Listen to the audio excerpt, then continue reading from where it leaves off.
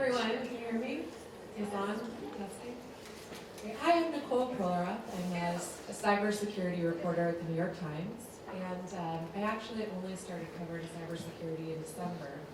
And the New York Times brought me on for this job. And someone said to me very early on, why does the New York Times need a reporter dedicated full-time to cybersecurity? And I thought, well, that's sort of an interesting question. Now that I'm in it, I realize New York Times needs 10 people to cover cybersecurity. They need someone to cover intellectual property theft, which is happening by all accounts all the time as we speak. We need someone to cover the breaches, which we now hear about in the headlines every single day. And also, if you think about all the personal data that we're all uploading to the cloud, and we're putting up on Facebook, and we're sending to mobile apps, you want to know whether your personal data is secure, and the answer is it really isn't.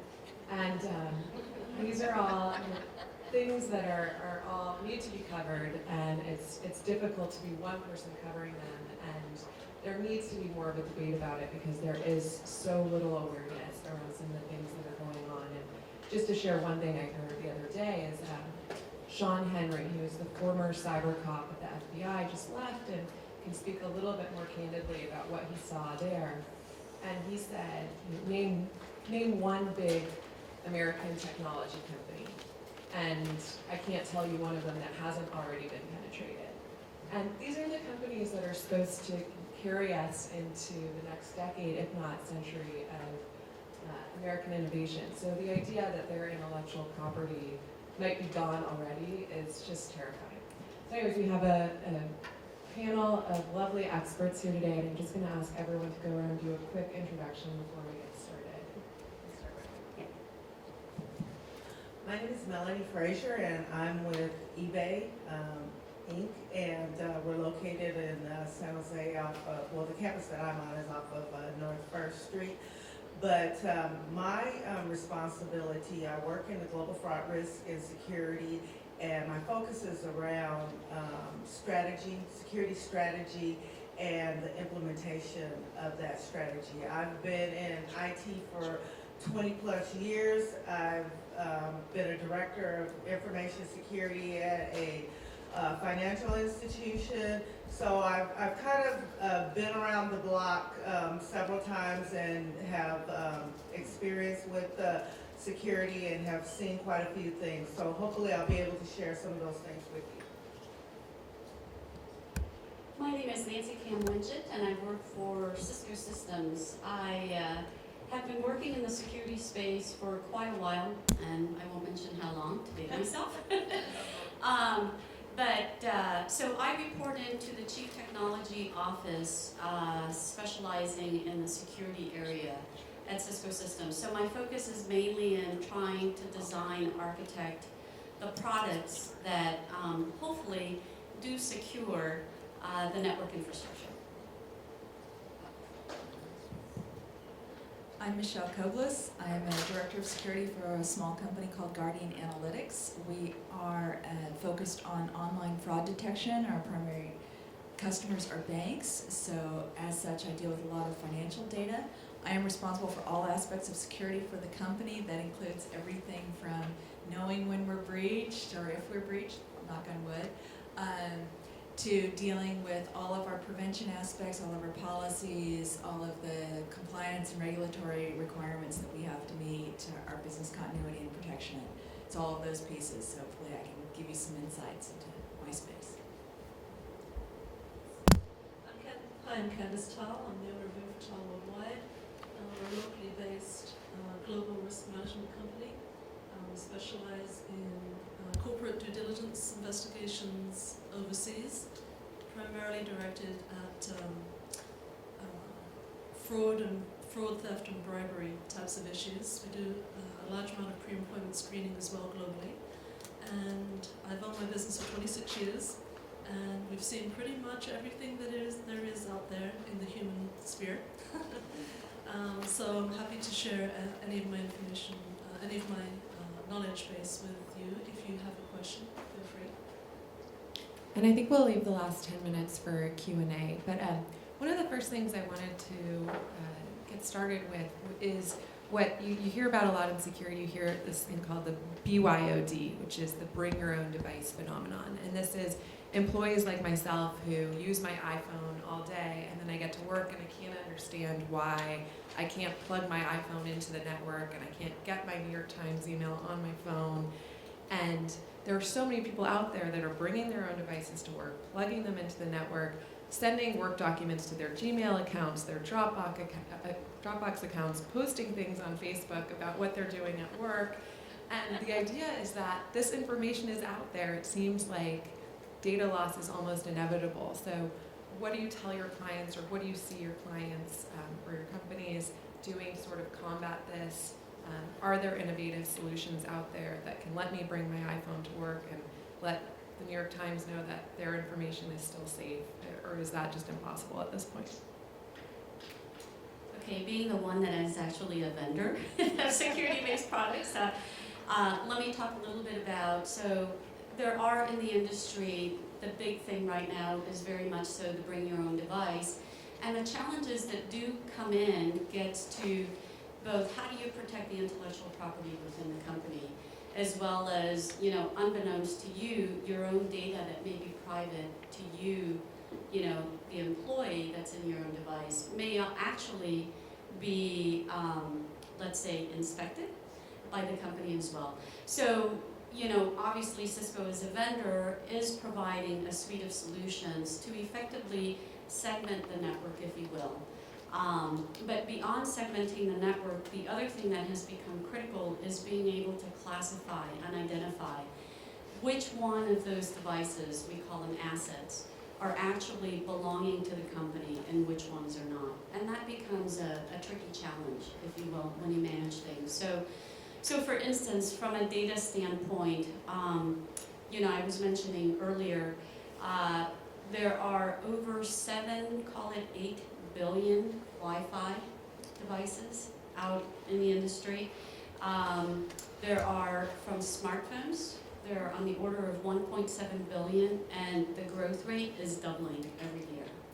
So beyond the how do you manage the access, there's also the amount of data that's being consumed and having to be managed that is also a challenge. So from us on the vendor side, you know, it is providing us a lot of challenges and also opportunities, right, to provide better solutions.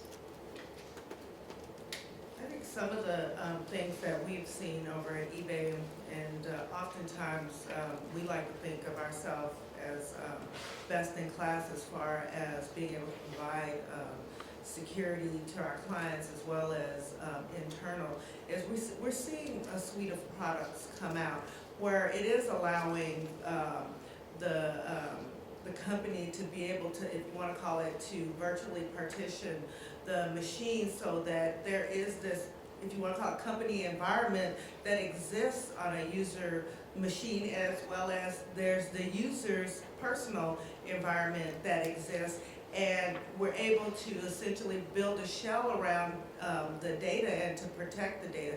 Because at the end of the day, it doesn't matter, you know, what the device is. It's really all about protecting the data. And even going deeper than that, it is about the company's understanding what data really does need to be protected. You know, where does the crown jewels lie in the company, and how do we go about securing the crown jewels and understanding who actually should have access to that, which I think in, you know, understanding who has access has always been a challenge for any company.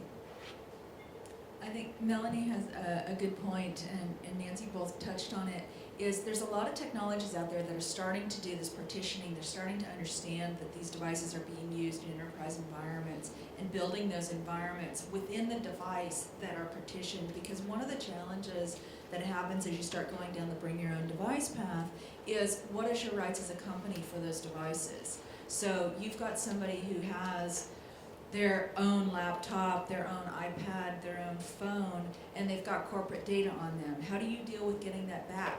Okay, we all know that in the data world, if information leaves the company, it's gone, you don't really get it back. But what do you do if you have a lawsuit? You need to do e-discovery on that device? Do you as a company have the rights to do that? A lot of these things you have to cover in policy, you have to cover in contracts with the company, between the company and the individuals. So there's a lot of issues that come up that are legal issues and e-discovery issues when you start looking at these devices. And then even when you have those partitions, do you have the right to wipe the part of the partition that quote unquote belongs to the company? So those are a lot of the things you have to start thinking about. And I'd just like to add to that a couple of examples of what happens when those policies don't get enforced, or if they are enforced but the individual employee lies, for example, on an exit interview and states that they did not take any trade secrets with them from the company. The FBI Department of Justice actually just prosecuted an individual in Massachusetts.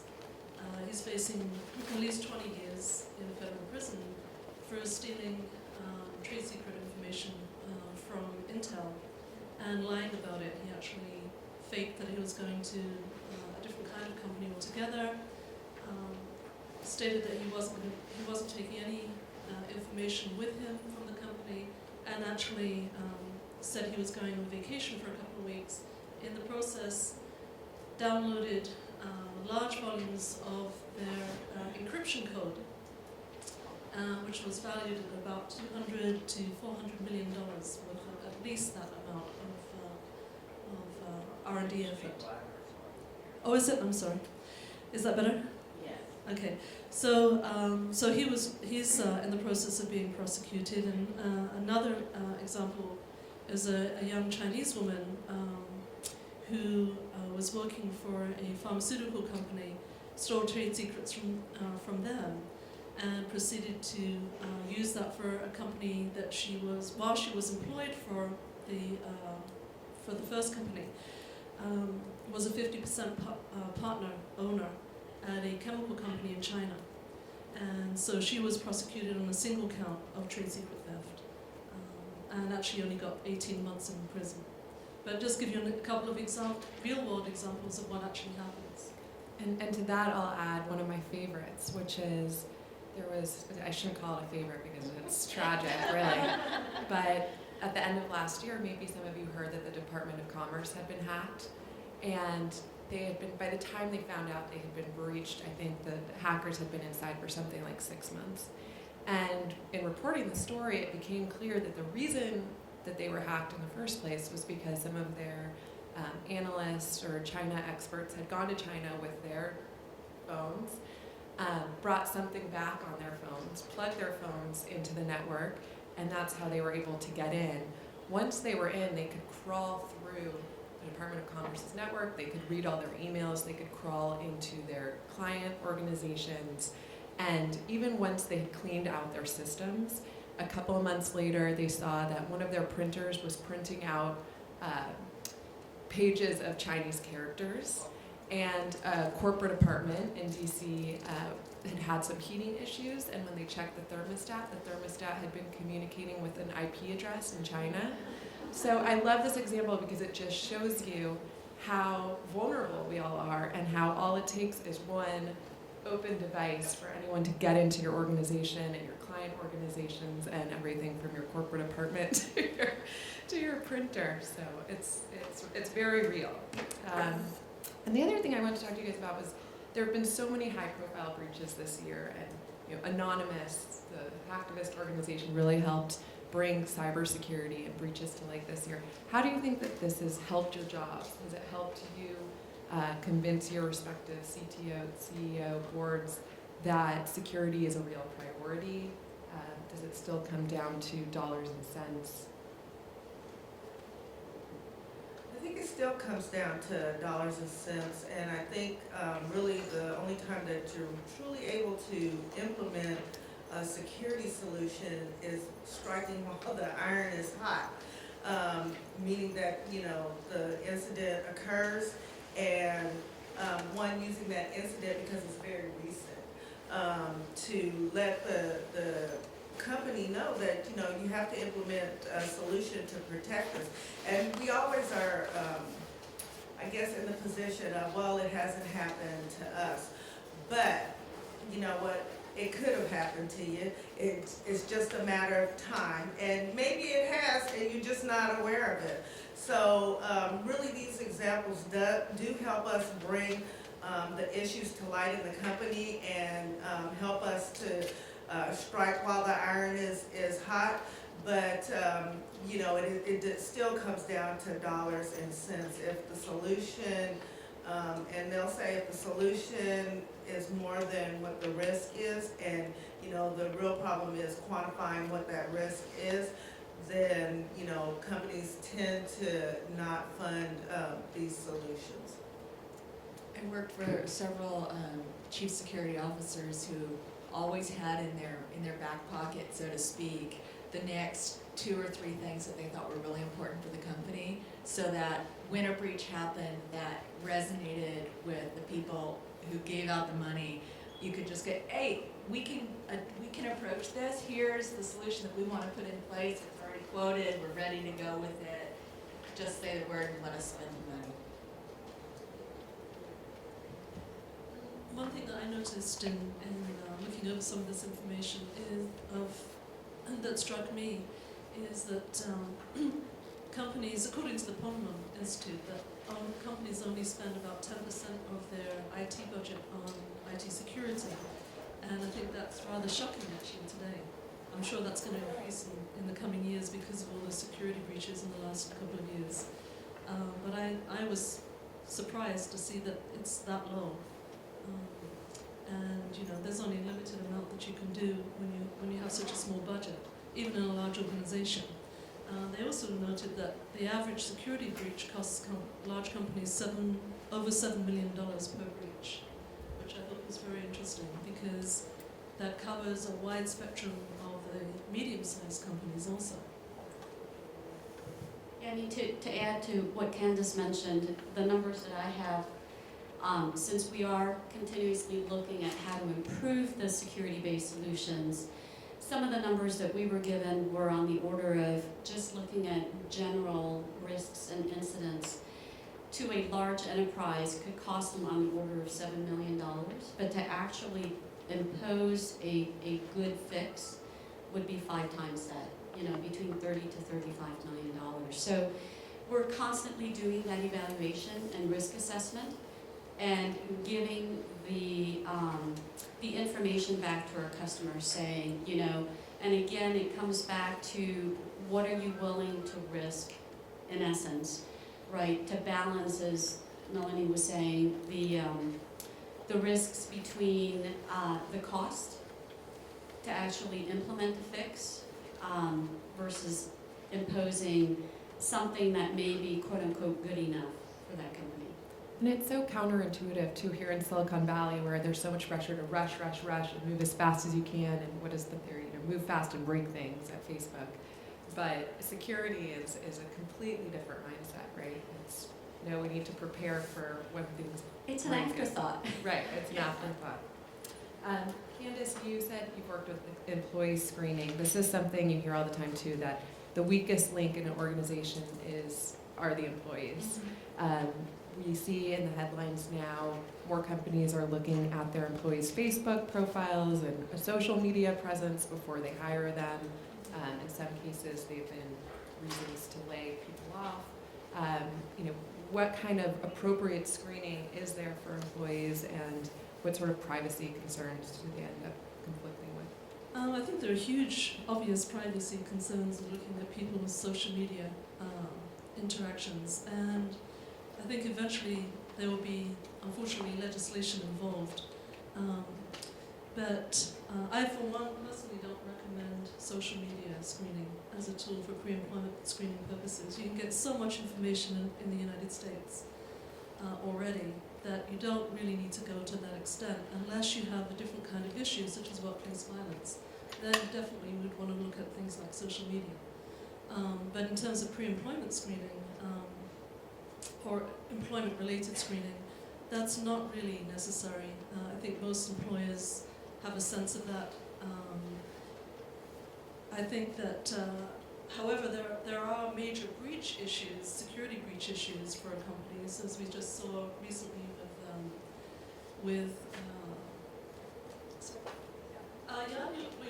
Yahoo situation, the CEO, it wasn't a security breach, it was that he didn't have his degree. It was more of an issue with his resume. They didn't do a $20 education check. Massive problem for the company. We also saw that with a number of other C-level executives where they had either forged or did not have the degrees that they claimed. In recent years, there have been 5 C-level executives, mostly CEO and CFO positions, of publicly traded companies that didn't have the degrees. But there, who was the executive that was posting on Facebook recently? I think I wrote his name down somewhere. It'll come to me in a minute. But anyway, there was a CFO recently of, I think, Francesca Holdings company, and he was fired for posting his personal comments that revealed insider information, basically, about the company. And if you read his tweets and postings to Facebook, you would have to wonder why would somebody at a CFO level, I mean, just their judgment call alone would be a massive question. Not to mention the fact that the shareholders would easily be able to sue the company for releasing that information affecting the stock price. The education check issues, by the way, several of those companies, their stock price dropped by in the order of $15 million on the day of the announcement. So that's very, very major price to pay for those kinds of breaches. But general social media, I think that people obviously need to be prudent about what they say on the internet. But it's not a great screening tool, in my personal opinion, after 26 years in this business. But people are screening. We spoke yesterday, and someone, I forgot who was, mentioned this great anecdote about college admissions. Was that you? Yeah. So, again, dating myself, with a teenage son, so he just got admitted to colleges, and, so in his school they were reporting, to gloat a little bit, his graduating class has been the most successful. But it was also very interesting to find out some of the statistics from the counseling office where they were saying something on the order of like 40% of the universities were actually looking at the social media, like the Facebook, like the tweets. And out of that 40%, some significant amount, like in the teens, that those universities were finding, or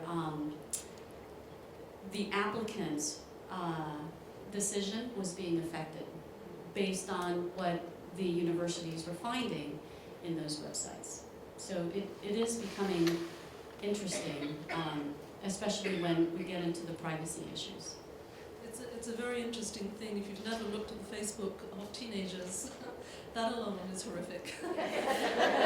I'm happy to say that my son doesn't do things like that particularly, but it's shocking to see. And if you don't regularly monitor your teenagers' Facebook pages, I highly recommend it for lots of other security reasons for your children.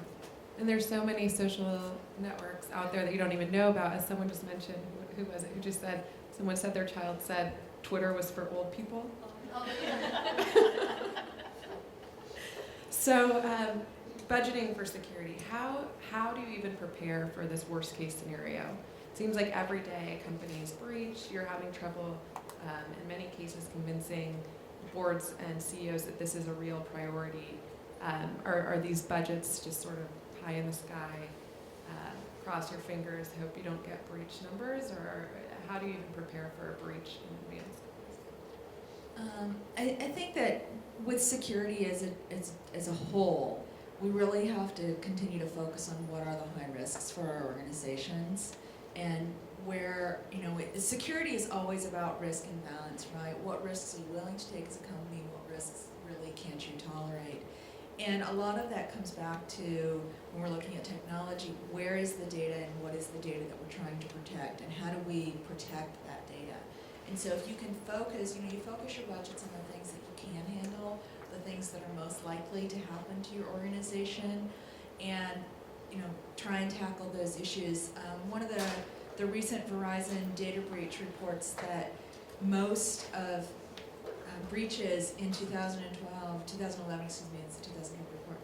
Most breaches in 2011 were due to hacking attempts, so things that could have been prevented with basic firewalls and antivirus, anti-malware in place. And so you kind of have to start with making sure you've got all of the fundamentals, good patching and those things, and working your way up the stack to some of the more difficult things like watching for breaches and figuring out if you found them. And the big buzzword these days in security is an APT, which stands for Advanced Persistent Threat, which, as I've heard it defined, it's been defined several ways, but basically it's an attempt by a hacker or hacker organization or nation state to get inside your organization, and it means they'll do anything they need to do to get to your intellectual property.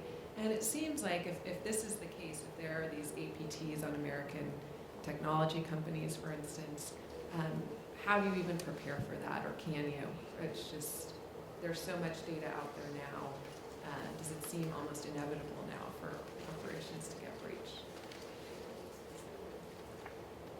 I think to echo on Michelle's, I think it is very much true, and especially now as we talk about the evolving technology with the social networking, with the BYOD, and now especially with the Internet of Things. You know, Nicole, as you were saying, you know, that thermostat communicating with someone in China becomes a very real threat.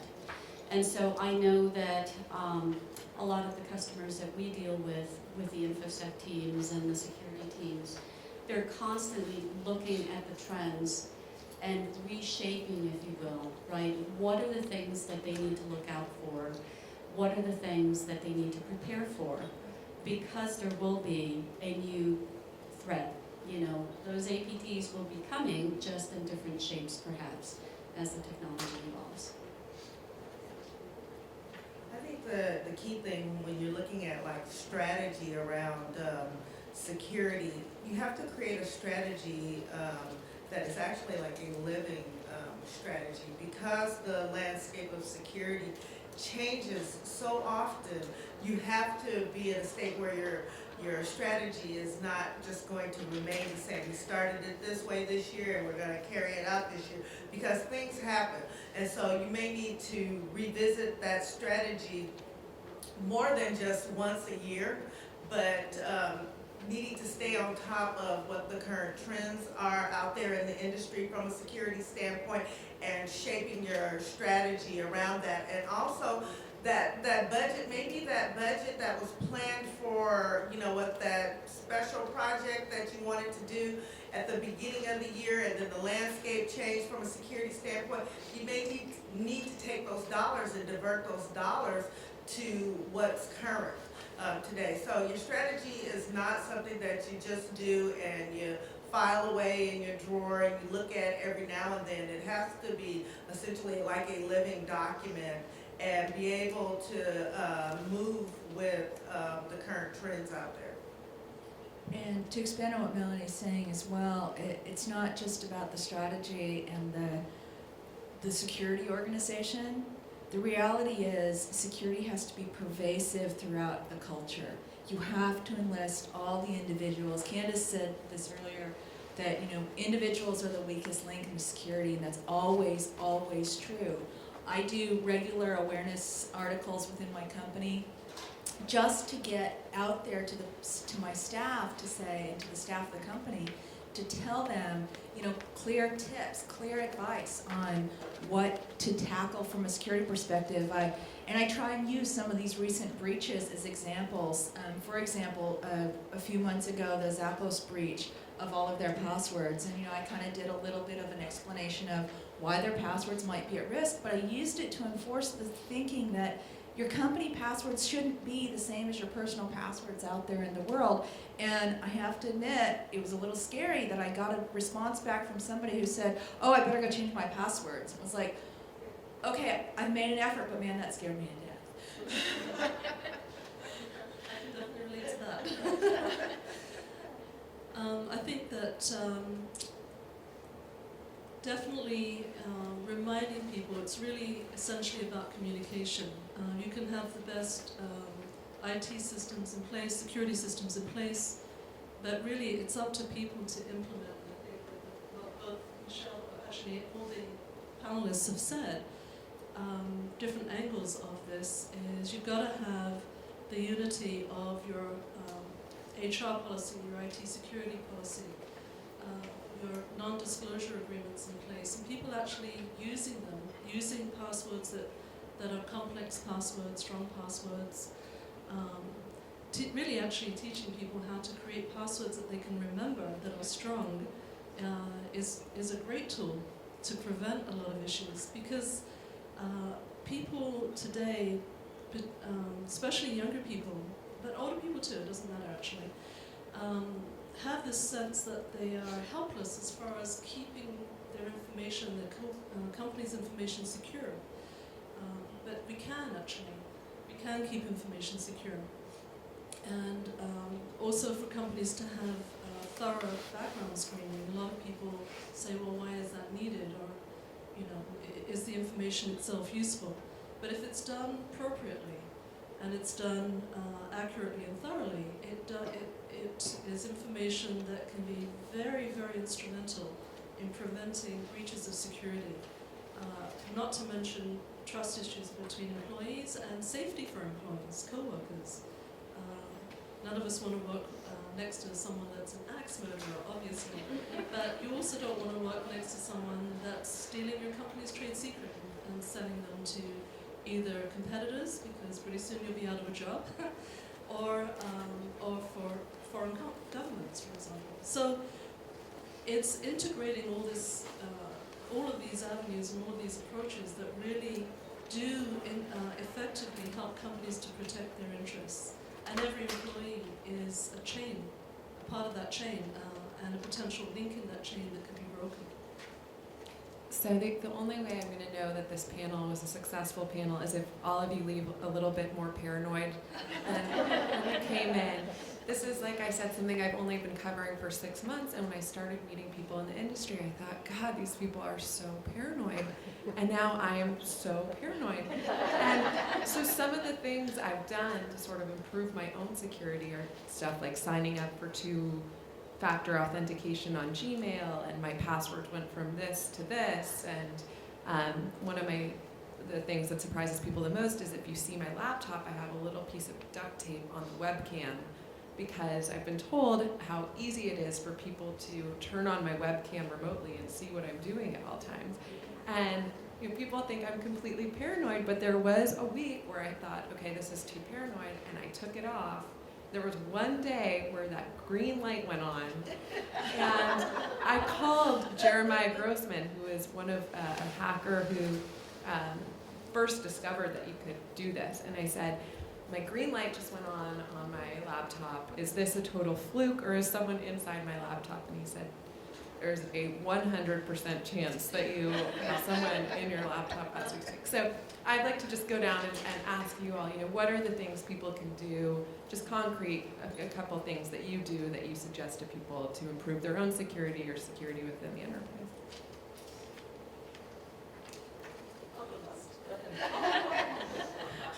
I mean, I think, one is the obvious is obviously strong passwords. I feel like sometimes I have so many passwords that it does get difficult, but then I just say, well, click on I forgot my password, and I'll reset it and they'll let me back in again.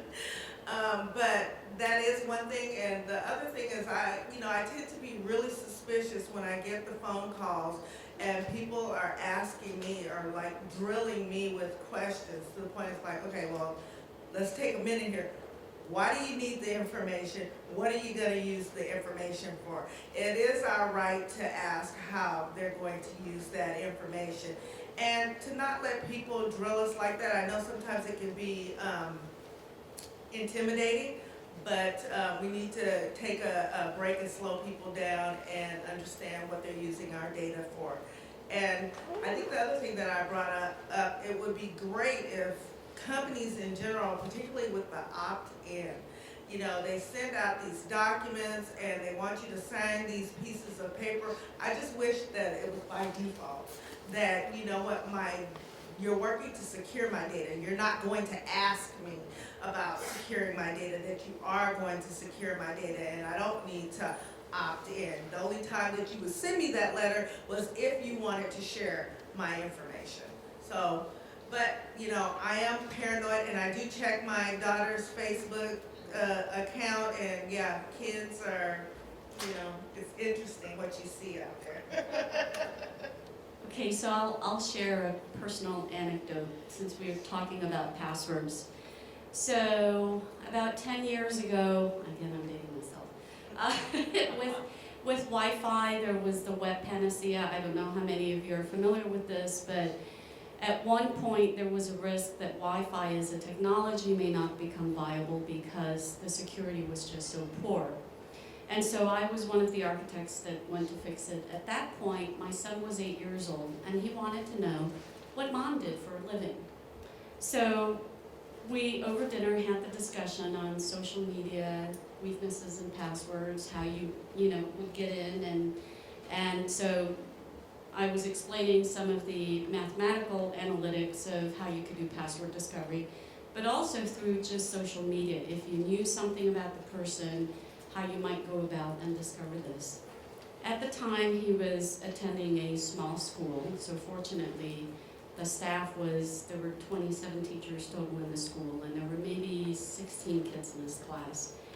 So 2 days later, I get a call from the principal.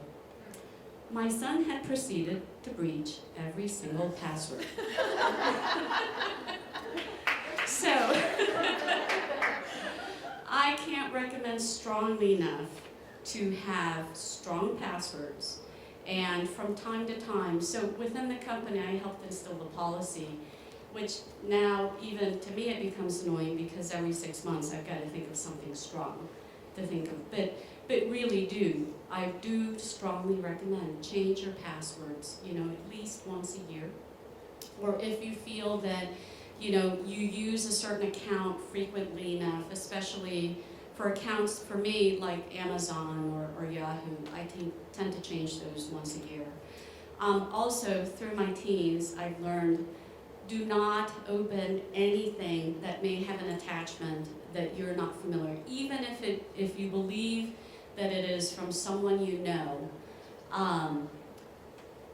You would be surprised at how many Trojan horses and viruses get imposed in your machine by those attachments, right?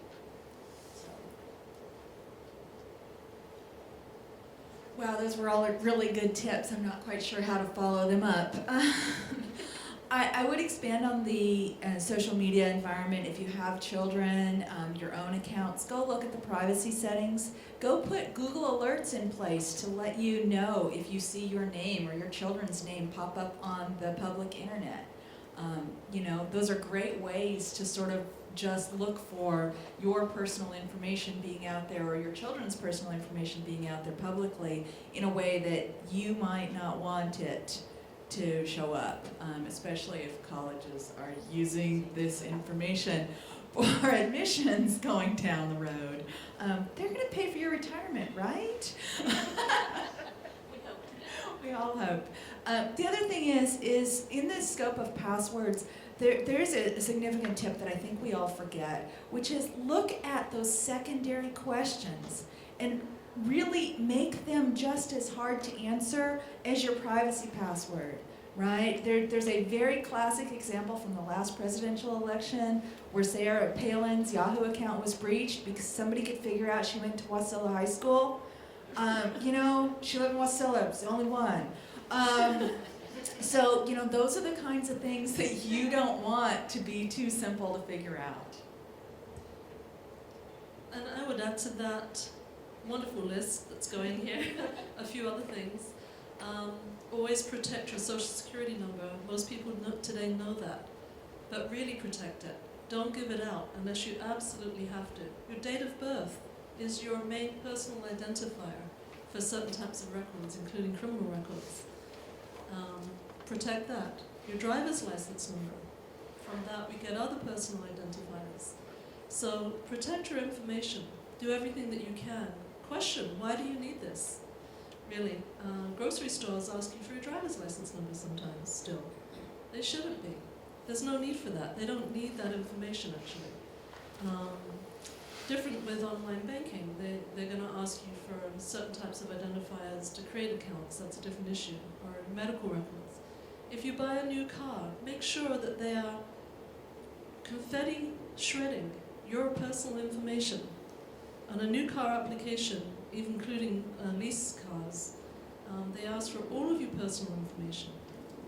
Date of birth, driver's license number, social security number, current and prior addresses, references, your credit history, can they run your credit history, etc., etc. And oftentimes they'll still be throwing that information in the bin. Not a collection bin to shred. So make sure, demand it back. Say, look, when you're done with processing it, I want it back, because I want to make sure my personal information gets appropriately shredded. Okay. Do not use strip shredders. A lot of people still today are using strip shredders. Guess what? That information can easily be reassembled. So there's lots of tips for that. In terms of personal security, I did a webinar a few weeks back for WITI. There's lots of information there if you want to look it up on personal security issues. There's a lot that you can do to re-empower yourselves in terms of your own personal safety and the safety of your family and your loved ones, and especially your children. So there's a lot that you actually can do. It's easy for people today, I was sharing in the panel earlier, to feel disempowered, to feel like we can't protect ourselves anymore, but we really can.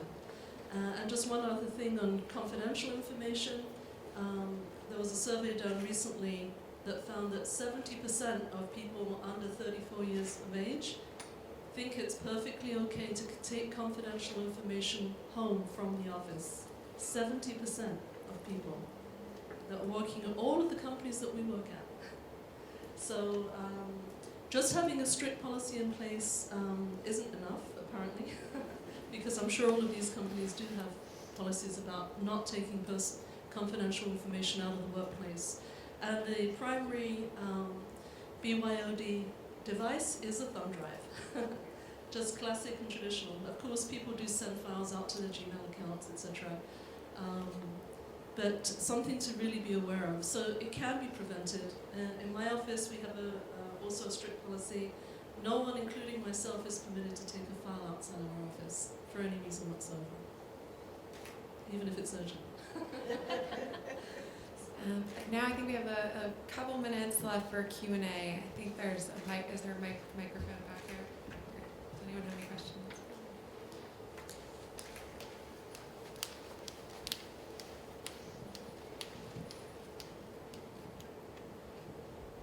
First, I just want to say thank you all for the message, and you were successful. I am personally more paranoid than I was when I walked in. I have a question, and I was talking to a client organization of ours that was suggesting that in addition to personal security concerns or business concerns where it's customer information or passwords being taken, that there's an emerging concern about business identity theft, where your identity as a commercial organization is being taken and used to access bank records or things like that. So especially, they said, for small and medium businesses, they saw that as an emerging threat. In addition to everything you have to do personally or on behalf of customers, your own business entity could be jeopardized.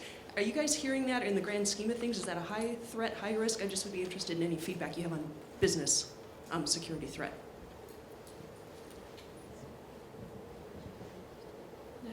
Is it using your likeness, using the likeness of your business? Commercial identification number, your banking records and things to go access accounts, things like that. There's your commercial identity as a business.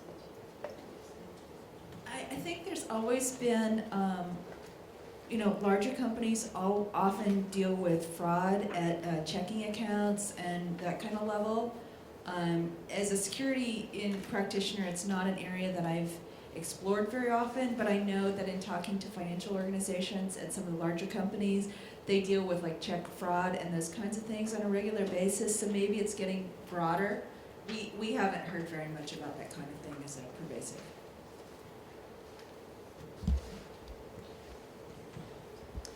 So it's interesting, you were talking about trying to get the CEO and others interested in cybersecurity, and I'm actually looking for some advice because I have the opposite.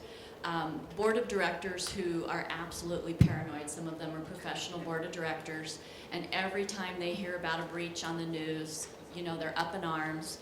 We recently did a presentation at the last board meeting, and went through everything we do from a cybersecurity standpoint. We brought in an outside expert where they could look at, they talked about industry best practices, we talked about what we were doing, and they said, here's where your company measures up, you guys are doing great, but I guess I'm looking for some advice about how do I kind of keep them out of our business, help them feel comfortable, and not keep them, always saying, oh my God, what are we doing? What are you doing? Are you, are we good enough? Are we protected? You walk in there with a laptop that has a piece of duct tape on the webcam. They should. They should be paranoid. They should be. Board of directors do ultimately share the responsibility. If it's a publicly traded company, and you didn't mention if it is or not, they have the responsibility for protecting the company, basically. It doesn't just stop at the IT and security departments. It really goes all the way up to the board of directors. And by the way, your board of directors should be screened also. Several of our clients screen their board of directors every year. And they should. They should do. Because you don't know where a breach of security could happen. It can even happen at the board of directors level. It can happen at any level. It's not just an employee issue. And about 80% of security breaches are internal. Internal.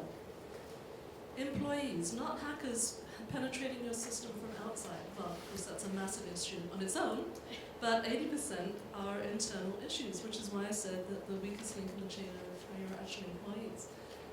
Also, if you are working in a company that's not screening your temporary employees, that's a major issue, and your subcontractors. I've spoken to very large organizations, Fortune 500, many Fortune 500 companies, Fortune 100s even, that don't even know who they have as subcontractors. Major problem.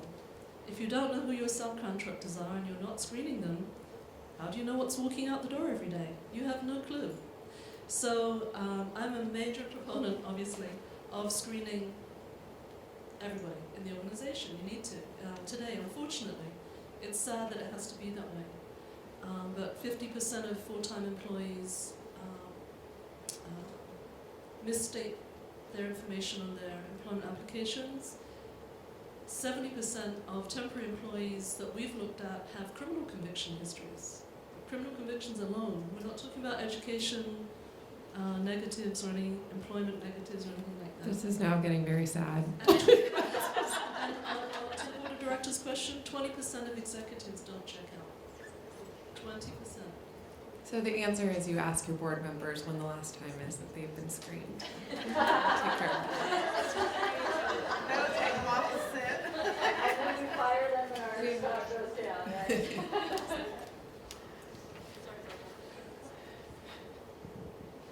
Hi, thank you so much for your time. I'm wondering, I've been a recruiter for over 20 years, and a lot of information I'm surprised is still out there. Is there any companies that have been popping up to clean up, that we could go to clean up information? I noticed if I type my name I'm really surprised at what's out there, but I don't know how to clean some of it up. There's companies like Reputation Defender, right? That you can hire to go and sort of clean up your online reputation, but none of that stuff ever gets off the internet. I think their strategy more is working with the Google algorithm so it doesn't show up right in the top of your search results. But There are quite a few companies like that today. Reputation Defender is one of them. There are also companies that will certify your employment gaps and explain problems that you've had too. So shall we call those fraudulent? I'm surprised at how much is out there that is just public information. And it's like, how do I get it off? I don't want anybody knowing my age or where I lived or how many people are in my household or not in my household or postings of jobs and they can track. I think you're going to have to go down the legislative lobbying path. Reputation.com doesn't get everything. Reputation.com? Okay, thank you. For think once it's out there, it is very difficult, and obviously when you come across the sites that have that data, contacting those associated companies, but it is just a daunting task to clean up. And your data's out there, you can go to companies like reputation.com, but that's not a guarantee that data won't show up again out there. So one is really, and the onus is on us, is to follow up with those companies around there. Well, and even some of them, I've noticed that they'll give you a trail if you don't want this information, but they make it so hard to actually find it, to get it off. And it's like, I'm following that trail, but something's not working here, or you're mailing them, or you have to mail directly. It's ridiculous. Yeah. I think we have one more. Oh, two more. Hi. So I have two questions actually. One is, how do you stay abreast of all the security incidents and everything going on? What resources do you use? And the second is, what are your thoughts of data security in the cloud?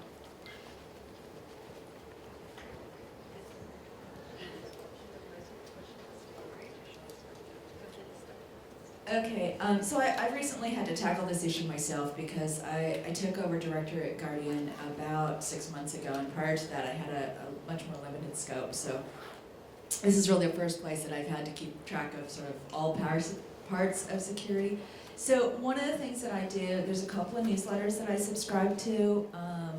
I watch SC Magazine is one of them that I pay attention to. If you're in a security role, it's valuable to join the InfraGard, especially if you're dealing with incident response at all, which is the FBI organization.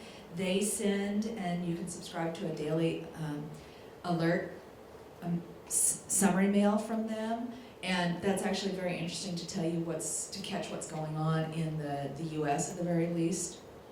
So I find those pretty good resources. The other thing is I tend to stay connected with security organizations. So the local ISSA chapter is good. If you're doing privacy and compliance issues, the ISACA chapter are all very good places that people are starting to share information. I think we just have time for one more. Go ahead. Hi. See, recently, there is so much, the search engines, they keep tracking of everything what you have, right? What you search. You search for a couple of things, online, and then you go in, and it's, all the time, the advertisements come. So probably they are saying, we are showing you what you are interested in, but again, the thing is, they keep track of things, what we are looking for, what we search. So isn't it invading our privacy? Isn't there some law against that? Yes, but you can search. I know on Firefox you can search in private mode, right? And there's a couple new search engines coming out. One is Blacko that doesn't track your search history. Yes, what is it again? DuckDuckGo.com doesn't track your search history. What do you guys think? I thought that some of the search engines, some of the Google or Yahoo, I'm not sure which, also have the ability to turn that off.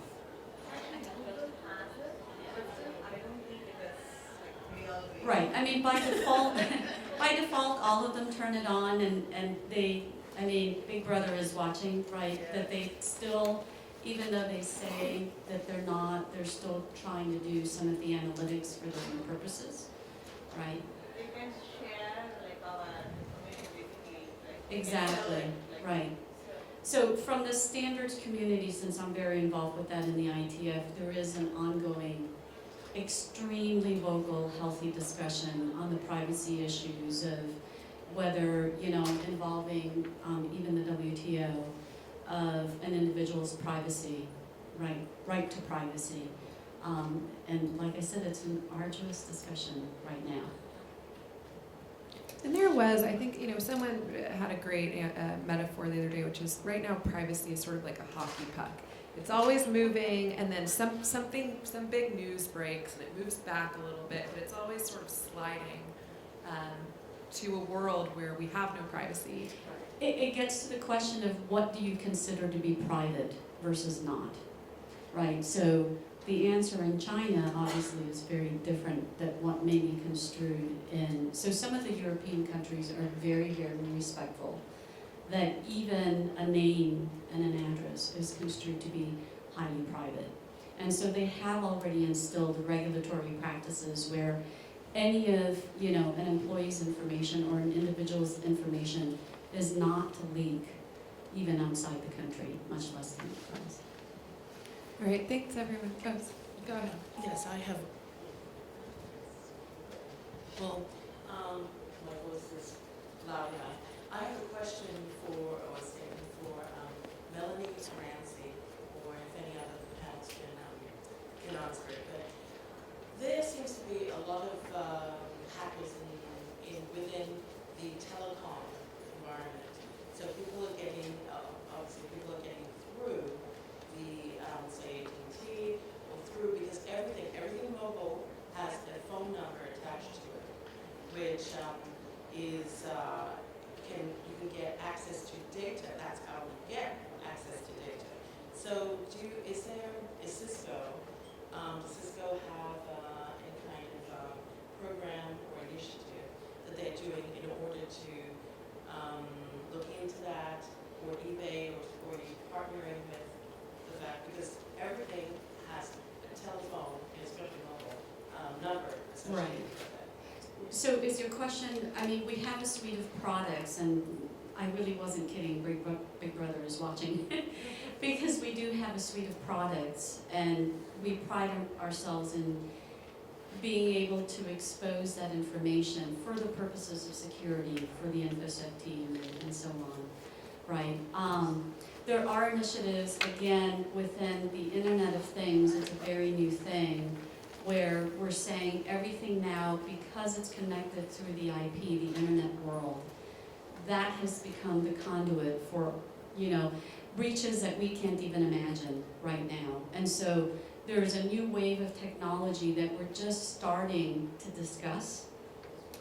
But to the telecom space, there are groups that are starting to get into those discussions, and so there are some set of products today that help you with that monitoring, but it's still evolving, basically. I think when you're dealing with e-commerce, and at the end of the day, eBay is a platform, sell product, it's a marketplace. Things that we're looking at is being able to essentially establish what we would call a known good. And establishing that known good is, knowing what that IP address is, knowing what, if you want to say, the makeup of that machine is, and adding some analytics to that to be able to determine, whether this is a high-risk individual or not, or if we've seen fraudulent activity by this particular IP address, this particular machine in other locations, to be able to say yes or no to whether they can do business or not with us. So from us, that is something that is, it's a concern for us, and we're looking at tools around device ID, recognition, geolocation. It's funny, I was in I went to China, and one of the things that they're doing is doing facial recognition out there. So to be able to validate that you are who you say you are. So being able to take what they're doing there and what we're looking at from a technology standpoint and combining all of that, one is to reduce fraud that does occur, on our site, through our site. And it is also, when you take part in those solutions, also being part of a larger network where that data is also shared with other companies who partake in those type of technologies, so that they can leverage that data as well. And I'll leave you with some food for thought about this. I was sitting down with our business editor a couple weeks ago, and we were talking about the difference in privacy perceptions in Europe, and then obviously in China and the United States, and here, especially here in Silicon Valley, where it seems like startups are taking our data, but they're they're not quite sure how to secure it, and they think maybe we don't care anymore. And then in Europe, where they have very strict privacy views and protocols in place, and we were talking about sort of this cultural difference, and my editor said, well, can you imagine what the Stasi would have done with Facebook? You know, and I said, I never thought of it that way. You know, that is, it explains a lot of sort of this different worldview, and we don't have that here. So, you know, it takes sort of big breaches and big sort of headlines about privacy and privacy infringement to get us there. But it's a moving target. Anyways, thank you so much for coming, and thank you so much for our panelists for being here.